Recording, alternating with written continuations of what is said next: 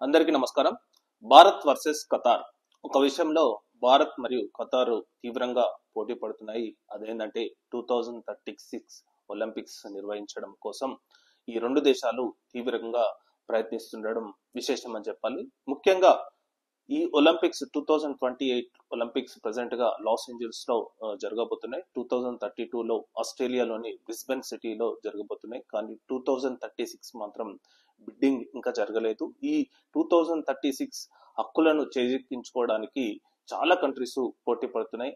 అందులో భారత్ ఒకటి, మరియు సౌదీ అరేబియా ఒకటి, ఖతార్ ఒకటి, సో ఇండోనేషియా ఒకటి. సో ఈ కంట్రీస్ చాలా తీవ్రంగా పోటీ పడుతున్నాయి. కానీ ఖతార్ మాత్రం చాలా ముందంజలో ఉందని చెప్పాలి. ఎందుకంటే ఖతారు 2022లో ఫిఫా వరల్డ్ కప్ నిర్వహించడం దానికి ఒక చాలా ప్లస్ పాయింట్ అని చెప్పాలి. ఎందుకంటే ఈ పాయింట్ ని అంటే ఫిఫా వరల్డ్ కోసం ఖతార్ దాదాపు 18 లక్షల కోట్లు ఖర్చు పెట్టడం జరిగింది. సో ఈ సేలింగ్ పాయింట్ తోనే ఖతార్ బిడ్డింగ్ వేస్తుందని చెప్పి ఈ విషయంలోనే భారత్ కు ఖతార్ కు తీవ్రమైన పోటీ నెలకొందని చెప్పి చెప్తున్నారు.